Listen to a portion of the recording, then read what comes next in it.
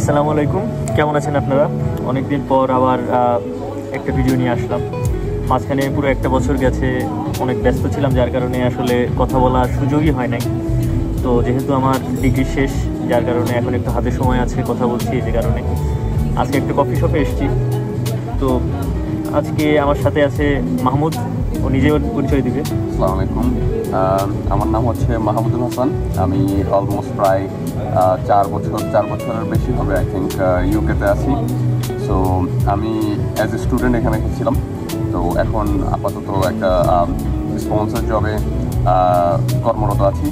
তো ওই জব বা হাডার্সফিল্ডের জবের অপরচুনিটি কীরকম, অনেক ভাইয়েরা অনেক বোনেরা প্রশ্ন করে আমাদেরকে, ফেসবুকে যাদের সাথে কানেক্ট আছে বা হচ্ছে বিভিন্ন গ্রুপে যাদের সাথে আমাদের সাথে কথা হয়, যে হাডার্সফিল্ড ইউনিভার্সিটি চুজ করেছি ভাইয়া, আমাদের জবের অপরচুনিটি কীরকম হতে পারে, ওখানে জব কীরকম থাকতে পারে, আমরা কীভাবে জব পেতে পারি, এসব সম্পর্কিত যে তথ্যাবলী আমরা এগুলো দেওয়ার চেষ্টা করবো আজকে ইনশাল্লাহ। মাহমুদ, তোমার কাছে আমার প্রথম প্রশ্ন যেটা, ওই দিন আমাকে একটা স্টুডেন্ট নক করেছিল যে সে জানতে চাচ্ছে যে স্টুডেন্টদের জন্য আসলে এখানে কী ধরনের জব পাওয়া যায়। একটা ব্যাপার আছে যে ধরো দুইটা পার্সপেক্টিভ আমরা চিন্তা করি, যে একজন হচ্ছে বাংলাদেশে অলরেডি সে জবে ছিল, এরপরে সে জবটা ওখান থেকে কুইট করে এখানে আসছে, সে এক্সপিরিয়েন্স আছে, সে এখন এখানে এসে আবার জব করতে যাচ্ছে, পাশাপাশি তার পড়াশোনার পাশাপাশি সে এটা করতে যাচ্ছে। আর একটা সিচুয়েশন হচ্ছে সে আগে স্টুডেন্ট ছিল, এখানে আসার পরে সে তার কোনো এক্সপিরিয়েন্স নাই, সে কী ধরনের জব পেতে পারে? মূলত এখানে জবের যে সিচুয়েশন, এই জবের সিচুয়েশনে আমি প্রথমটা নিয়ে আগে কথা বলি, যেটা আপনি বলেছেন যে কেউ একজন বাংলাদেশে অলরেডি জব করেছে, সে কর্পোরেট লেভেলে করুক বা হচ্ছে কি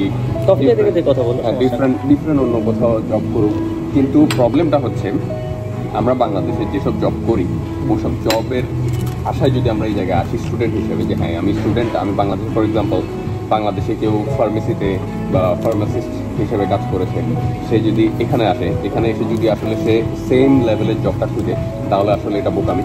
কারণ হচ্ছে অ্যাজ এ স্টুডেন্ট, এবার সে যাই করুক না কেন, as a student before bachelor তাকে অবভিয়াসলি অড জব দিয়ে স্টার্ট করতে হবে, যার ডেফিনেশন হচ্ছে যে বিভিন্ন রেস্টুরেন্টের জব, বিভিন্ন টেকওয়েতে জব, বিভিন্ন কফি শপে জব, তারপরে হচ্ছে আপনার বিভিন্ন ওয়্যার হাউসে জব। আবার এখানে হচ্ছে আমাদের কিন্তু ন্যাশনাল ইন্স্যুরেন্স নাম্বার আছে, যার কারণে আমাদের স্টুডেন্ট ভাই বোনদের কাজের ওয়ার্ক পারমিট থাকে অনলি 20 আওয়ার্স উইকলি। সেই ক্ষেত্রে 20 আওয়ার্স এনআইতে ন্যাশনাল ইন্স্যুরেন্স দিয়ে মিনিমাম পেমেন্ট, যেটা গভর্নমেন্ট থেকেই ধার্য করা থাকে, তা করে তারা নর্মালি ডিফারেন্ট টাইপস অফ ওয়্যার হাউসে কাজ করতে পারে। বিভিন্ন এই যে আমরা যে কফি শপে আজকে বসে কফি খাচ্ছি, এরকম টাইপের কফি শপেও সে কাজ করতে পারে, যেখানে ন্যাশনাল ইন্স্যুরেন্সের আন্ডারেই পে করা হয়। আর হচ্ছে যে যদি সেম লেভেলের জব খুঁজতে হয়, তাহলে মোস্ট ইম্পর্টেন্টলি তাকে এখানে কানেকশন বিল্ড করতে হবে, যেটা খুব ইম্পর্টেন্ট। কানেকশন বিল্ড করতে হবে সেই সব কোয়ালিটি পার্সনের সাথে, যেসব কোয়ালিটি পার্সন এই জায়গায় সেম লেভেলের জব করতেছে। আর সেম লেভেলের জব পেতে হলে তাকে একটু স্ট্রাগল করতে হবে, এসেই মাত্র সে এখানে সেম লেভেলের জব পাবে না। আর সেকেন্ড হচ্ছে যে জিনিসটা, যে স্টুডেন্টদের জন্য আমি সব স্টুডেন্টদেরকে বলবো যে বাংলাদেশ থেকে আসার পূর্বে ওই একটা মেন্টাল প্রিপারেশন নেওয়ার জন্য, যে হ্যাঁ আমি ওখানে যাচ্ছি, আমার পড়ালেখার পাশাপাশি আমাকে একটা ওয়ার্ক লাইফ ব্যালেন্স করতে হবে। সেক্ষেত্রে এখানে ওয়ার্ক এরকম টাইপেরই হয়। প্রথম স্তরে যে টেকওয়েতে জব করতে হয়, রেস্টুরেন্টে জব করতে হয়, ক্যাফেটেরিয়াতে জব করতে হয়, বিভিন্ন ওয়্যার হাউসে জব করতে হয়। এইসব টাইপের জবই আসলে স্টুডেন্টদের জন্য এখানে মানে প্রেফারেবল, যে হ্যাঁ তারা এসে এই টাইপের জব করতে পারে। আমি নিজেও কিন্তু তাই করছি। আমি প্রথমে এসে তো শুরু করলাম রেস্টুরেন্টে, রেস্টুরেন্টে করতে করতে পরে একটা এসে সুপার শপে গেলাম, ওখান থেকে এখন আবার রেস্টুরেন্টেই করছি। তো আমার সাথে আরও যাদের পরিচয় আছে এরা ওই একই। অনেকে মনে করে যে হ্যাঁ আমি তো এক্সপিরিয়েন্স আছে, তাহলে আমি এক্সপিরিয়েন্স থাকলেই বোধহয় আমি ভালো জব পেয়ে যাব। আসলে বিষয়টা এক্সপিরিয়েন্সের না এখানে, কারণ এইসব জায়গায় আপনি হোয়াইট কলার জব পেতে গেলে আপনার এই দেশের এক্সপিরিয়েন্স লাগে, এবং এই দেশের এক্সপিরিয়েন্স করতে গেলে একদম you have to begin from the start, এবং স্ক্র্যাচ থেকে স্টার্ট করতে হবে এটা, এছাড়া আর এর কোনো অল্টারনেটিভ নাই। তো যে কারণে আমরা যারা আসি তাদের মেন্টালিটি বা মাইন্ড সেটআপটা যদি থাকে এইভাবে যে হ্যাঁ আমি যে কাজ পাবো সেটাই করব, এরপর যখন আমি কোয়ালিফাইড হব এই কাজ করার জন্য, তখন হয়তো আমি এই জবের জন্য ট্রাই করতে পারি। কারণ একটা প্রিলিমিনারি তাদের একটা রিকোয়ারমেন্ট থাকে প্রত্যেক জবেরই, সেটাই। তো এখন আমার নেক্সট কোয়েশ্চেন হচ্ছে যে ধরো একজন চলে আসলো, আসার পরে সে জানে এখন তাকে কী ধরনের জব খুঁজতে হবে, তো এই জব খোঁজার কোনো প্রসিজিওর কি আছে কিনা, বা কোনো যদি কোনো টিপস বা ট্রিক্স শেয়ার করতে চাও যে এইভাবে করলে আসলে পক্ষে করাটা পসিবল, ইজিলি সে পাবে। কারণ একটা মানুষের যে টাকাটা নিয়ে আসছে বাংলাদেশ থেকে, সেটা এখানে বসে বসে সে 2-3 মাস খাওয়া অ্যাফোর্ড করে না। তো এক মাসে উইদিন 1 মান্থ বা হাইয়েস্ট গেলে 2 মান্থের মধ্যে যদি সে একটা জব পেতে চায়, তাহলে তাকে কীভাবে আগাইতে হবে? সো নর্মালি আমার অ্যাডভাইস থাকবে যে যারাই হাডার্সফিল্ড ইউনিভার্সিটি চুজ করবেন, হাডার্সফিল্ড ইউনিভার্সিটি চুজ করে হাডার্সফিল্ডেই মুভ হতে চাইবেন, তাদের জন্য সবচেয়ে বড় অ্যাডভাইস থাকবে যে আসার আগে build some contacts. We have got different types of group, যেখানে আপনি ফেসবুকে পাবেন, ইনস্টাগ্রামে পাবেন, অন্যান্য আদার প্ল্যাটফর্মে পাবেন, যে make some connection with quality people যারা অলরেডি এখানে আছে। ফর এক্সাম্পল বাংলাদেশি কমিউনিটির জন্য আমি বলতে পারি যে বাংলাদেশি কমিউনিটিতে এখানে অনেকেই আছে, আমাদের সিনিয়র বড় ভাইরা পুরো অনেকেই আছে যারা ফেসবুকে বা আমাদের বিভিন্ন গ্রুপে অ্যাভেলেবেল। তাদের সাথে আপনারা কন্ট্যাক্ট করেন, করে তাদের সাথে ডিসকাস করেন, কথাবার্তা বলেন। যে জবের বর্তমান সিচুয়েশন, ইউকে এমন একটা প্লেস যেখানে বিভিন্ন জিনিস চেঞ্জ হইতে সময় নেয় না। তো জবের মার্কেটটাও সেম। ফর এক্সাম্পল এখন নভেম্বর ডিসেম্বরের দিক থেকে আপনার ক্রিসমাস সময় স্টার্ট হচ্ছে, বিভিন্ন রেস্টুরেন্ট, বিভিন্ন ক্যাফেটেরিয়া, বিভিন্ন টেকওয়েতে এখনই মানুষ হায়ার করে ফেলছে যে হ্যাঁ এখনই আমাদের বিজি হবে, আমাদের এই বিজি সময়টা কাটানোর জন্য আমাদের আগে থেকে এক্সট্রা এমপ্লয়ি দরকার।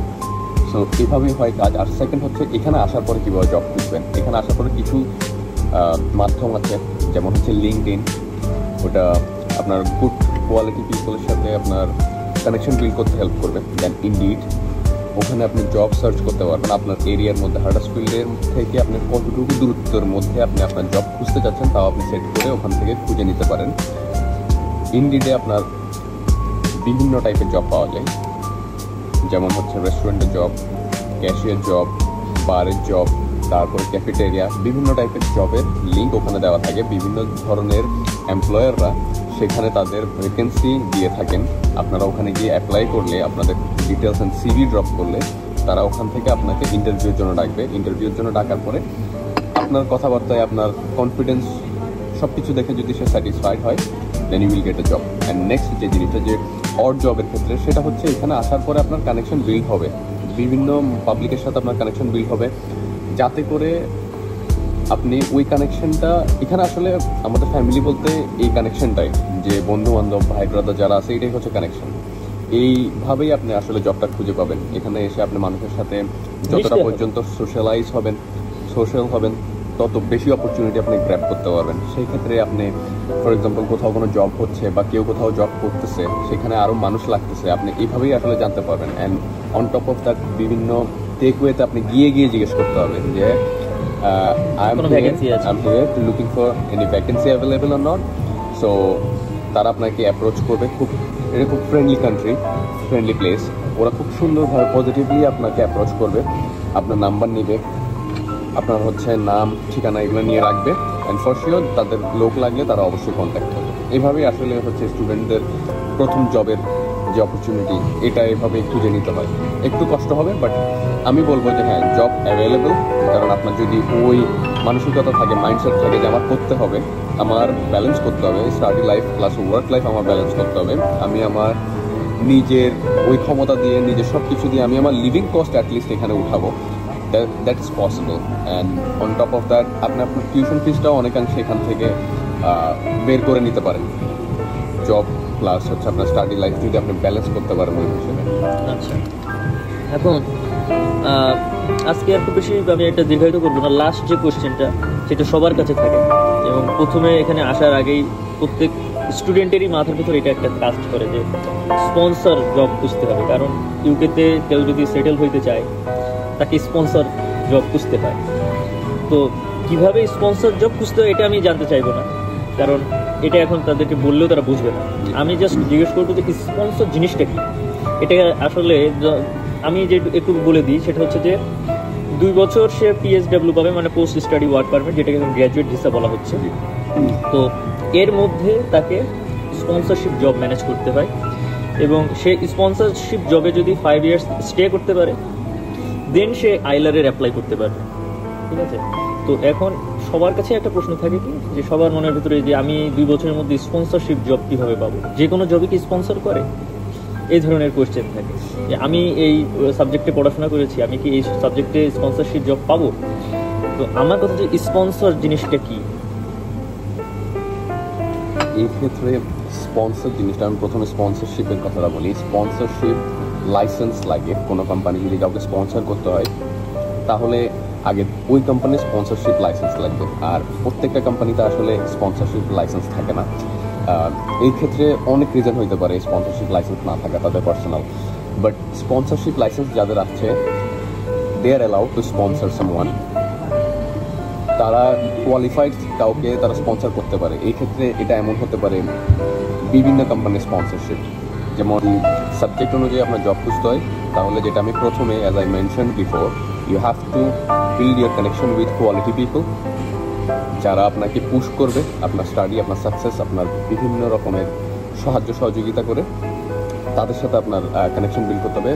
দ্বিতীয়ত ওই যে ইনডিড, ওখানেও কিন্তু স্পন্সর জব পাওয়া যায়, যেখানে আপনার একটা প্রফেশনাল পিরিয়ড থাকে, যেখানে আপনি ফর এক্সাম্পল আপনি একজন বিজনেসের স্টুডেন্ট, বিজনেস ম্যানেজমেন্ট আপনি পড়ালেখা করেছেন, তো বিজনেস ম্যানেজমেন্ট থেকে আপনার জব অপরচুনিটিটা কি, সবচেয়ে হাইস্ট জব অপরচুনিটি হচ্ছে বিজনেস ম্যানেজমেন্টের ক্ষেত্রে যে বিজনেস ডেভেলপমেন্ট ম্যানেজার। তো আপনি সেই ক্ষেত্রে কী করতে পারেন, সেই ক্ষেত্রে আপনি ইন্ডিডে গিয়ে আপনার রোল চুজ করে যে as a business development manager কোন কোন কোম্পানি স্পন্সর করছে তা আপনি চেক করে নিতে পারেন। পরবর্তীতে সেই সব কোম্পানির সাথে আপনি ইমেলে কন্ট্যাক্ট করতে পারেন, আপনার সিভি ড্রপ করতে পারেন, আপনার ডিফারেন্ট টাইপস অফ কাজের এক্সপিরিয়েন্স দিতে পারেন। সেই ক্ষেত্রে কী হবে, তারা আপনার সাথে যোগাযোগ করবে, যোগাযোগের মাধ্যমে তারা আপনাকে ইন্টারভিউর জন্য ডাকবে, অ্যান্ড তারা আপনাকে 3 মান্থসের একটা প্রফেশনাল পিরিয়ড যদি স্যাটিসফাই করতে পারেন তাহলে 3 মান্থসের একটা প্রফেশনাল পিরিয়ডে ডাকবে। সেই ক্ষেত্রে 3 মান্থস পরে ওরা যদি মনে করে yes you are eligible to get sponsor, then ওরা অবশ্যই আপনাকে স্পন্সর করবে। স্পন্সর জিনিসটা কি? তাহলে একটা কন্ট্রাক্ট যা আপনি করে হচ্ছে 4 বছরের জন্য তুমি তাদের হয়ে কাজ করবে, 4 বছর হোক, 5 বছর হোক বা 2 বছর হোক, তারা ডিফারেন্ট লেন্থের সময় টাইমে তারা স্পন্সর করতে পারে। ফর এক্সাম্পল আমি একদম সহজ একটা হিসাব দিই, সেটা হচ্ছে আমরা ইউনিভার্সিটিতে আসলে ইউনিভার্সিটি আমাদের স্পন্সর থাকে, যে আমরা ইউনিভার্সিটির আন্ডারে আমরা পড়ালেখা করতেছি, আমাদের ভিসাটা ইউনিভার্সিটির আন্ডারে স্পন্সর করে। হ্যাঁ, আর এই ক্ষেত্রে হয় কি, আপনি কোন একটা কোম্পানির আন্ডারে স্পন্সরশিপ নিচ্ছেন, এখানে ওই কোম্পানিটা আপনার ন্যাশনাল ইন্স্যুরেন্স, আপনার মিনিমাম ওয়েজ অ্যান্ড এভরিথিং সব কিছু ডিসাইড করার পরে আপনার যে স্যালারি থ্রেশহোল্ড সব কিছু ম্যাচ করার পরে আপনাকে একটা সিওএস লেটার দিবে, যেটাকে আমরা কস্ট বলে থাকি। এই লেটারের পর আপনি ভিসা অ্যাপ্লিকেশন করবেন ওই কোম্পানির আন্ডারে, ওই কোম্পানি হচ্ছে আপনার স্পন্সর, ওই কোম্পানির আন্ডারে আপনি ভিসা পাবেন। ওই ভিসার আন্ডারে আপনার যে ডিউরেশন থাকে ভিসা লেন্থ, 2 বছর হোক, 3 বছর হোক, 5 বছর হোক, নর্মালি 5 বছর পরে একটা পার্সন যদি স্পন্সরশিপের আন্ডারে থাকে 5 years রুট, then he or she will be eligible to apply for indefinite leave to remain after 5 years. তো বেসিক্যালি আমার কন্ট্রাক্ট থাকবে হচ্ছে কোম্পানির সাথে। এবার আবার এখানে সিচুয়েশন আছে যে কোম্পানি যদি কোনোভাবে কোনো প্রবলেমের কারণে আবার বন্ধ হয়ে যায়, সেক্ষেত্রে আপনি একটা লেটার পাবেন হোম অফিস থেকে। অ্যাট ফার্স্ট আপনার কোম্পানি আপনাকে জানাবে, দেন আপনি একটা হোম অফিস থেকে লেটার পাবেন, 60 days লেটার যেটাকে বলে, যেটাতে আপনার উল্লেখ থাকবে যে আপনি উইদিন 60 days ইদার আপনাকে নতুন কোনো স্পন্সর খুঁজে নিতে হবে, নিদার আপনাকে দেশে চলে যেতে হবে, অ্যাজ আপনি কন্ট্রাক্টের উপরে এই কান্ট্রিতে ছিলেন ওই কোম্পানির সাথে। কিন্তু এই কন্ট্রাক্টের মধ্যে একটা জিনিস থাকে, যদি কোম্পানি বন্ধ হয়ে যায় আপনার কিন্তু ভিসা বাতিল হয়ে যায়। কোম্পানি যদি এক্সিস্ট না করে তাহলে ওই কন্ট্রাক্টও এক্সিস্ট করবে না। তো এটার জন্য হোম অফিস আপনাকে 3 মান্থস সময় দিবে, যেটা 60 days লেটার বলে। ওই 60 days-এর মধ্যে ইদার আপনাকে অন্য কোনো কোম্পানির সাথে কন্ট্রাক্ট করে আপনার স্পন্সর চেঞ্জ করে নিতে হবে, নিদার আপনাকে দেশে চলে যেতে হবে, বা অন্য কোনো। এইটার জন্য কোনো স্যালারি থ্রেশহোল্ড থাকে? হ্যাঁ অবশ্যই, এটা অনেক রকমের আছে। যেমন হচ্ছে আপনার একটা হচ্ছে এই স্যালারি থ্রেশহোল্ড তো মনে হয় গভর্নমেন্ট থেকে ঠিক করে দেয়, অবভিয়াসলি গভর্নমেন্ট থেকে, মানে ওই ক্যাটাগরির যদি লোক আমাকে নিয়োগ দিতে হয় আমার কোম্পানিতে এত টাকার স্যালারি দিতে হবে এবং সেই অনুযায়ী ট্যাক্স পে করতে হবে। এই ট্যাক্স জিনিসটা ইম্পর্টেন্ট। তাহলে এর পরবর্তী এপিসোডে আমরা এই স্যালারি থ্রেশহোল্ড কি, ট্যাক্স জিনিসটাকে কিভাবে দেওয়া হয় এটা নিয়ে আমরা ডিসকাস করব। তো আজকে আর এটা দীর্ঘায়িত করছি না, আমরা ভালো থাকবেন আপনারা। আশা করি কিছু ইনফরমেশন আমরা দিতে পেরেছি আমাদের লেভেল থেকে। আপনারা অবশ্যই এটা আবার ভেরিফাই করবেন যদি আপনারা মনে করেন যে হ্যাঁ এই জিনিস ইনফরমেশনগুলো আসলে কতটুকু ভ্যালিড। এটা আসলে ডিপেন্ড করছে যে আপনারা যে ইনফরমেশনটাকে কীভাবে ইউজ করতে যাচ্ছেন। তো এর আগে অবশ্যই আপনারা ভেরিফাই করবেন। যতটুকু আমাদের যতটুকু জানা ততটুকু আমরা আপনাদের সাথে শেয়ার করেছি। From the best of our knowledge, we have shared some information. I think it will be useful for you. So আজকে এর মতো এখান থেকে বিদায় নিচ্ছি, ভালো থাকবেন।